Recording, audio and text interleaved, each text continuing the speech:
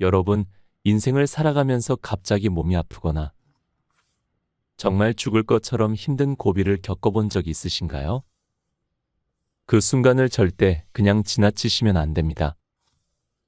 이것은 바로 대운이 온다는 징조 중의 하나입니다. 대운은 10년을 주기로 변화하는 운을 말합니다. 그렇다면 이 대운을 받으려면 어떻게 해야 할까요? 가장 먼저 해야 할 것은 대운의 징조가 무엇인지 구체적으로 알아야 합니다. 하지만 여러분 이런 생각도 들지 않나요? 내 나이가 벌써 70인데 별 대운도 없던데요. 그래봤자 복권 사는 거 밖엔 희망이 없습니다. 네, 복권이 희망이긴 합니다. 그만큼 우리의 인생살이가 얼마나 힘든지 알 수 있죠. 그러나 사주로 23,000명을 만난 소림 상담가의 말씀에 따르면 세상에 태어난 이상 우리 모두에게는 대운이 있고 누구에게든 적어도 3번의 기회는 있다. 조금만 눈 밝게 찾아보면 반드시 기회를 그 대운의 용도를 살려낼 수 있다고 말합니다. 그래서 이번 영상에서는 대운의 징조와 함께 말년에 대운이 쏟아지는 사람들의 특징 4가지를 소개해드리겠습니다. 댓글에도 여러분들의 소망과 긍정적인 마음을 적어서 자신과 서로에게 대운을 마음껏 나눠주세요.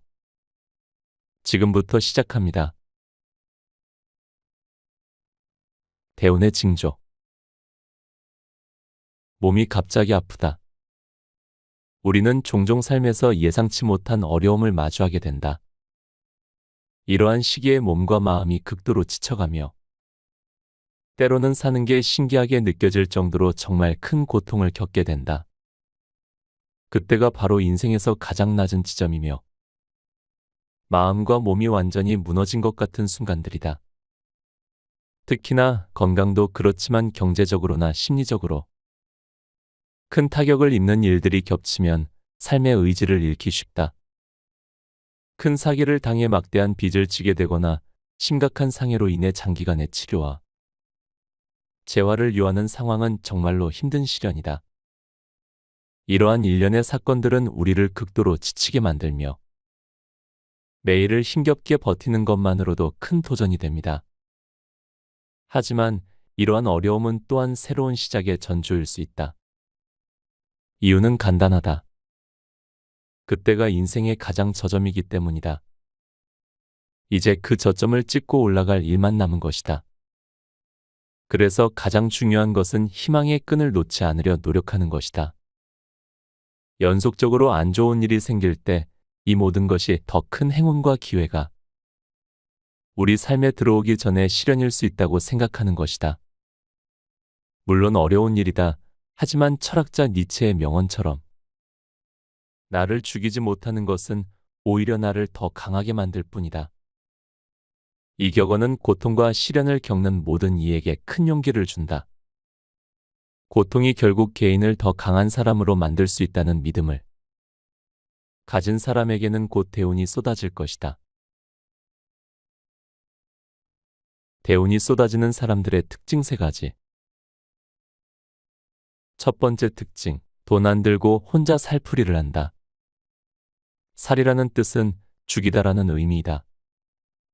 죽을 만큼 나를 고통스럽게 한다는 것인데 사주팔자가 만들어질 때 글자의 작용으로 살이 정해진다. 하지만 살은 종류만도 수백 가지이고 살을 적용하는 기준도 차이가 있다. 그래서 너무 맹신할 필요는 없고 누구나 살 몇십 개쯤은 갖고 있고 살 중에는 좋은 살도 있기 마련이므로 가볍게 넘겨도 좋다. 하지만 어쨌든 흉살이 있으면 찝찝하게 생각되는 것은 사실이다. 그래서 흉살을 풀어주면 좋은데 살을 푼다는 것은 몸과 마음에 맺힌 매듭을 푸는 것과 같다. 몸과 마음에 감당할 수 있는 정도의 적당한 고통을 주고 건강한 방법으로 그것을 해소함으로써 내 마음에 맺힌 것을 쏟아내고 풀어내는 원리이다. 평생 동안 이 살을 없애고 오히려 좋게 작용할 수 있도록 셀프로 할 수 있는 살풀이 방법이 있다면 어떨까? 첫째, 힘든 운동을 꾸준히 하라. 고행, 살이라는 것은 죽음과 같은 위험과 고통이다. 힘든 운동을 하다 보면 숨이 넘어갈 듯한 순간이 온다. 목구멍까지 숨이 차올라서 한 동작만 더 하면 죽을 것 같다. 그러한 고통을 자발적으로 기꺼이 하자는 것이다. 그래서 108배를 하면 좋고 3000배는 당연히 더 효과가 클 것이다. 몸에 고통을 주어라. 일반적으로는 그냥 운동을 하면 된다. 격한 운동을 하다 보면 몸에 멍이 들기도 하고 조금씩 다치기도 한다. 소소하게 살에 작용이 일어나기 때문에 사주에 있는 살이 긍정적으로 해소된다. 이것들을 꾸준히 하다 보면 살이 풀리는 것은 물론이고 건강해지는 덤도 얻으니 긍정적 보상이 따르는 정말 좋은 살풀이 방법이다. 살이 강하게 작용하면 몸이 아픈 경우가 많다. 운동을 할 수 없을 만큼 힘들더라도 한 발자국이라도 조금씩 운동을 시도해보자. 살도 풀리고 몸도 건강해지는 선순환이 시작된다. 몸이 움직이면 마음도 움직인다. 멈춰있던 나의 운도 함께 움직일 것이다. 둘째, 꾸준히 일을 솔선해서 하라. 마음에 고통을 주어라. 남들이 하지 않으려고 피하는 일을 하는 것이다. 화장실 청소나 쓰레기를 줍는 일은 누구나 하기 싫어한다. 일이 힘들다기보다는 불쾌감을 주기 때문이다. 그러한 것을 솔선해서 하는 것은 마음의 불편을 겪는 일을 나서서 하는 것이기 때문에 마음의 살을 푸는 방법이 된다. 다른 사람을 위해 봉사 활동을 한다는 생각도 좋고 아니면 살을 푼다는 마음으로 꾸준히 일을 나서서 하게 되면 마음의 살이 풀린다. 작은 일부터 실천하면 작은 운들이 나에게 모일 것이다. 셋째, 춤을 추어라. 운동과 비슷한 효과인데 감정도 같이 풀어낼 수 있으니 좋다. 다만 술을 먹고 취해서 춤을 추는 것은 오히려 부작용이나 역효과가 날 수 있다. 맑은 정신으로 음악을 틀어놓고 땀이 날 정도로 춤을 추는 것은 긍정적 살풀이 효과가 있다. 춤은 인류가 본래 갖고 있던 본성이다. 춤을 추면서 살풀이를 해보는 것도 좋다. 넷째, 펑펑 울어라. 마음에 맺힌 한을 쏟아내듯이 펑펑 소리 내어 오는 것은 우울이나 불안, 긴장 등의 감정을 해소하고 후련해져서 맑음을 채울 수 있기에 살을 풀어내는 효과가 있다. 두 번째 특징, 남에게 7가지를 준다. 어떤 사람이 하는 일마다 풀리지 않아 석가모니를 찾아가 호소했다. 부처님, 저는 하는 일마다 제대로 되는 일이 없으니 이 무슨 까닭입니까? 그것은 내가 남에게 베풀지 않았기 때문이다. 저는 아무것도 가진 게 없는 빈털터리입니다. 남에게 줄 것이 있어야 주지 도대체 무엇을 준단 말씀입니까? 그렇지 않다. 아무 재물이 없더라도 베풀 수 있는 7가지는 있는 것이다. 첫째, 화한시 온화한 얼굴. 얼굴에 밝은 미소를 띠고 부드럽고 정답게 대하는 것이다. 얼굴에 환하고 기쁨 가득 찬 미소를 머금은 표정은 그 자체로도 주위 많은 사람들에게 편안함을 주는 소중한 보시가 되는 것이다. 내가 밝은 얼굴을 가지면 내 주변 사람들도 밝은 사람만 남을 것이다. 둘째, 언사시, 언시. 말공손하고 아름다운 말로 대하는 것이니 사랑의 말, 칭찬의 말, 격려의 말, 양보의 말, 부드러운 말 등이다. 말 한마디의 힘이다. 말은 그 사람의 전부이기 때문이다. 셋째, 심심마음. 착하고 어진 마음을 가지고 사람을 대하는 것이다. 이것은 우리의 자비심으로 이웃들에게 베푸는 보시행으로 우리가 늘 따뜻하고 자비로운 마음으로 사람을 대하는 것도 소중한 보시다. 넷째, 눈. 호의를 담아 부드럽고 편안한 눈빛으로 대하는 것을 말한다. 부드럽고 안온한 눈빛 하나로도 충분한 보시가 된다. 눈은 진정성을 담고 있다. 나의 마음이 그대로 눈으로 전달된다. 다섯째, 몸. 몸으로 베푸는 것으로 남의 짐을 들어준다거나 예의 바르고 친절하게 남의 일을 돕는 것이다. 사람을 만나면 공손하고 반갑게 인사하고 어른을 만나면 머리 숙여 인사할 줄 알고 공손하고 예의 바른 몸가짐으로 사람들에게 훈훈한 마음을 안겨주는 보시행이다. 여섯째, 상자시. 다른 사람에게 자리를 내주어 양보하는 것이고 다른 사람을 위해 자리를 비워주는 것을 말한다. 지치고 힘든 이에게 편안한 자리를 내어주는 것도 소중한 보시행인 것을 잊지 말아야 한다. 일곱째, 방사시. 사람으로 하여금 편안하게 쉴 수 있는 공간을 제공해 주는 것이다. 또는 굳이 묻지 않고 상대의 속을 헤아려서 도와주는 것이다. 내가 이 7가지를 행하여 습관이 붙으면 너에게 행운이 따를 것이다. 세 번째 특징, 잠깐이라도 나를 되돌아본다. 우리 모두의 마음속에는 빛이 있다. 하지만 삶의 여러 굴곡 속에서 우리는 그 빛을 켜는 스위치를 아마도 잃어버렸을 것이다. 너무 오래 스위치를 잊고 살다 보니 빛이라는 것이 존재했는지조차 까마득한 사람도 있을 것이고 최근까지 빛이 있었던 것 같은데 언젠가부터 어두워진 사람도 있을 것이다. 이 스위치를 찾을 수만 있다면 그냥 온으로 켜기만 하면 될 텐데 말이다. 쉼없이 돌아가는 산만한 일상 속에서 잠시라도 고요한 나와 마주하는 행동은 바로 내 마음의 스위치를 찾을 수 있도록 안내해준다. 24시간의 하루 중에 단 5분, 10분, 얼마간이라도 내 마음의 불을 켜기 위한 작업을 해보자. 어렵게 생각하지 말고 꼭 아침이 아니어도 되고 버스 안, 사무실 책상 앞 길거리 등 내가 있는 어디서든 스위치를 찾는다면 머지않아 내 마음의 불을 켜는 것이 이렇게도 쉬운 일이었구나. 내 마음이 이렇게도 밝았구나. 나에게 이렇게 환한 마음의 빛이 있었구나를 금방 알게 될 것이다. 이렇게 다시 환해진 나를 만나면 무척 반갑고 감격스럽다. 그러니 다시는 이 빛을 잃어버리지 않고 이 빛이 점점 어두워지지 않고 더 밝아질 수 있도록 꾸준히 스위치를 기억하고 점검하자. 그러다 어느 날 갑자기 내 스위치를 오프로 돌려놓는 사건이 생길지도 모른다. 때로는 나 스스로 홧김에 충동적으로 꺼버릴 수도 있고 다른 누군가가 실수로 그럴지도 모른다.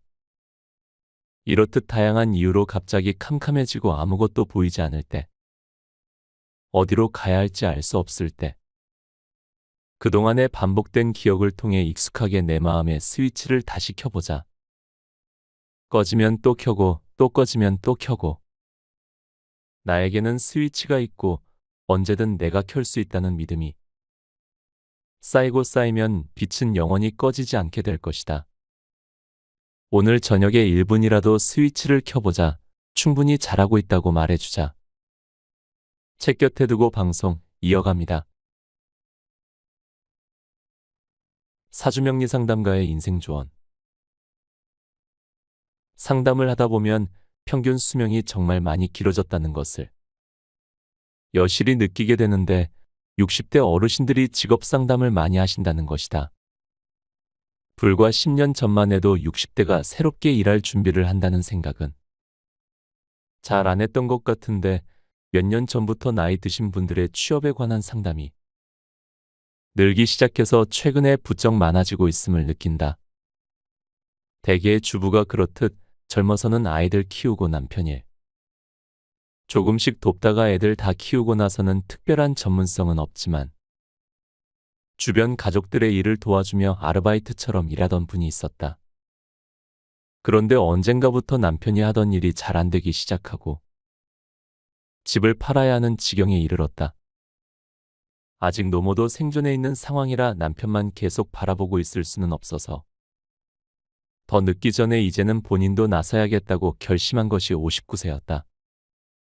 먼저 그 결심만으로도 너무 대단하시다며 응원한 뒤 현실적이고 구체적으로 남은 삶을 끌고 갈 직업을 함께 찾아보기로 했다. 하지만 이것이 생각보다 쉽지가 않았다. 물리적 나이가 걸림돌이 되는 상황도 많았고, 전문적인 일을 해보지 않아서 무언가를 공부한다는 것도 실제로 좀 부담이 되는 상태였다. 기억력도 예전 같지 않고 공부해본 지 오래되어 뭘 배우기도 어렵고, 도대체 뭘 해야 하는지 결정하지 못한 채로 식당에 서빙을 하러 다녔다. 하지만 62세 이후의 말년 운이 분명 좋아 보였고, 늦었지만 운이 반드시 들어올 것이라는 확신이 있었기에 좌절하지 않고 더 적극적으로 찾아보기로 했다. 그렇게 이분이 현실 가능성을 고려해서 선택한 것은 요양보호사였다. 공부 기간이 그렇게 길지 않고 자격증을 취득하면 어떻게든 사용할 수 있을 것 같기는 한데, 또 한편으로는 내가 고교양 보호를 받을 나이인데 이런 나이 많은 나를 누가 고용해 줄까 하는 걱정도 된다고 했다.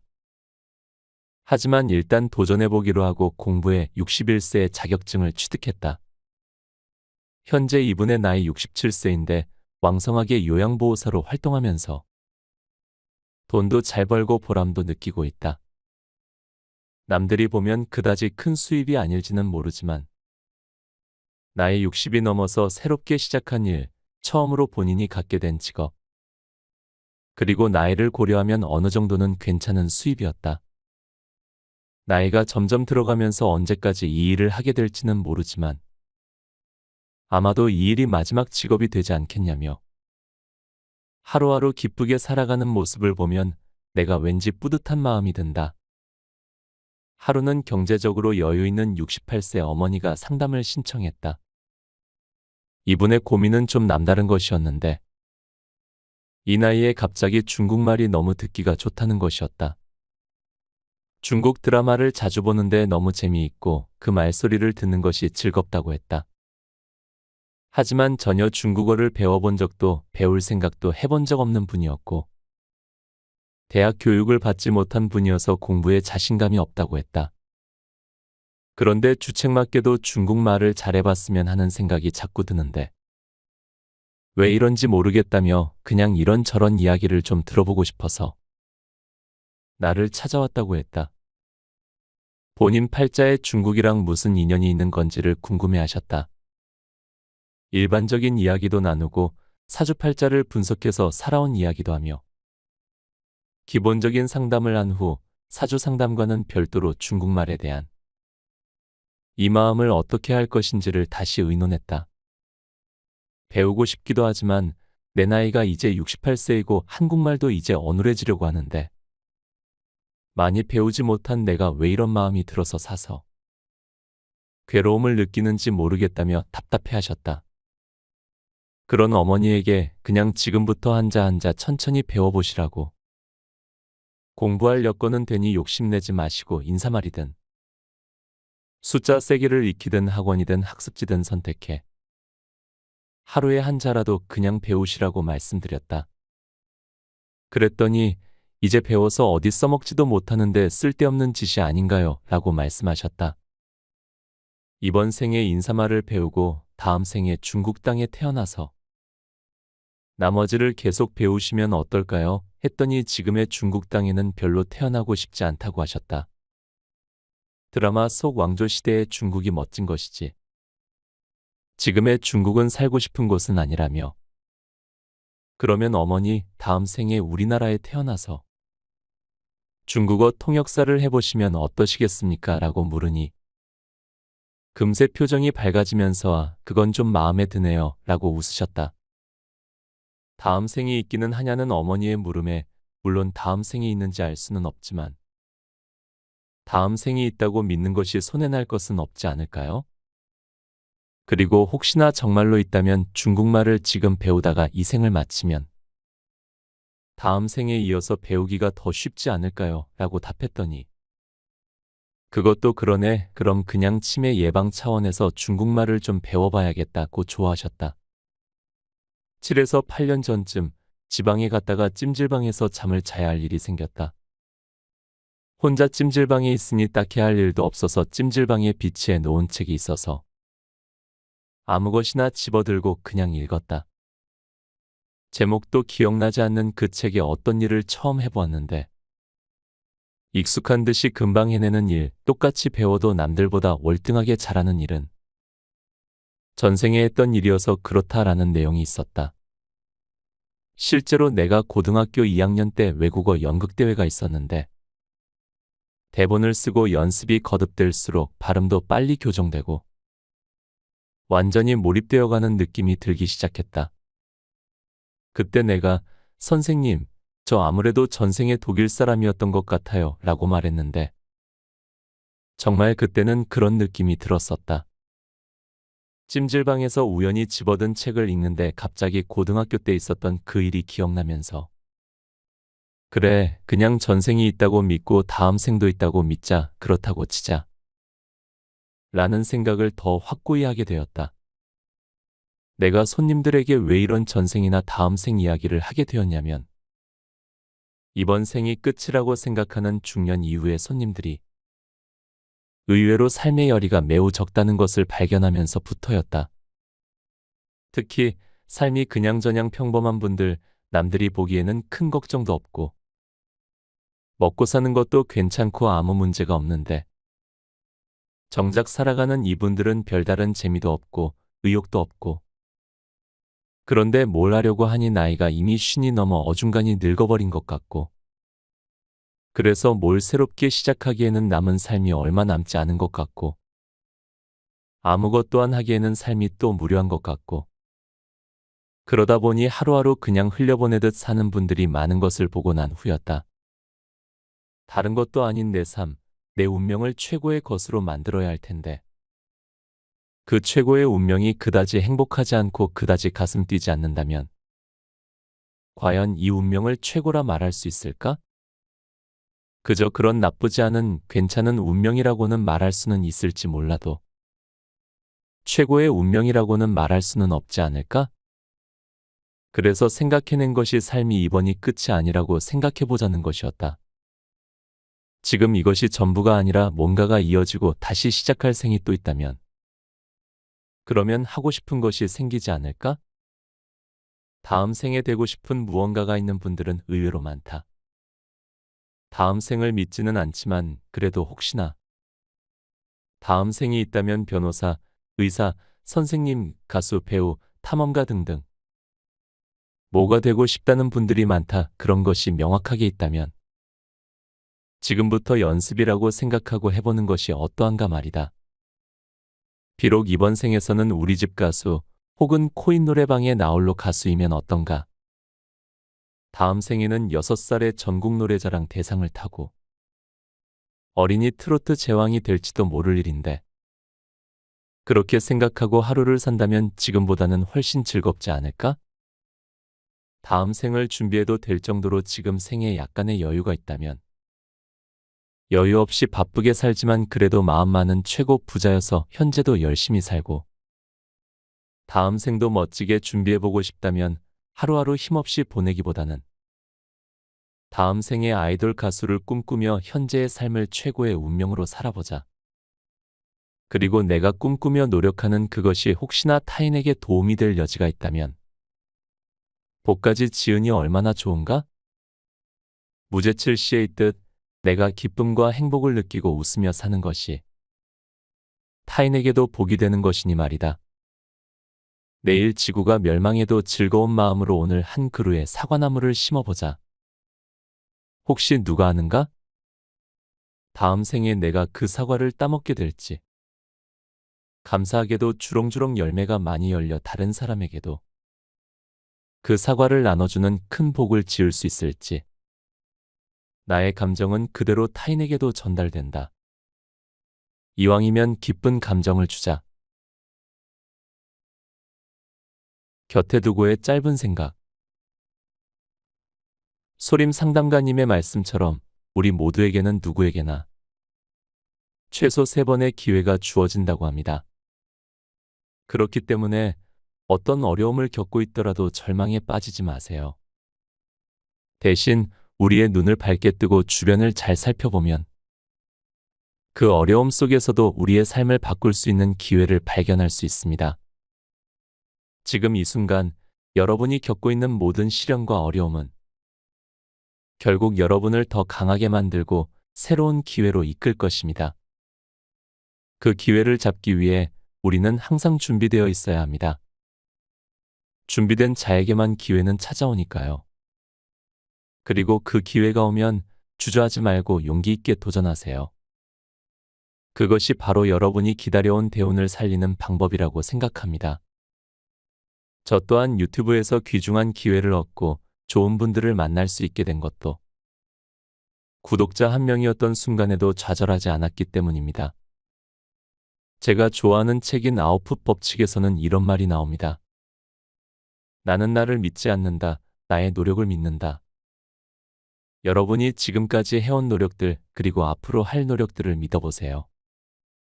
그렇다면 대운은 반드시 우리를 찾아옵니다. 진심으로 응원드리겠습니다. 오늘도 함께 해주셔서 감사합니다. 책 당신에게도 3번의 대운은 반드시 찾아온다를 읽고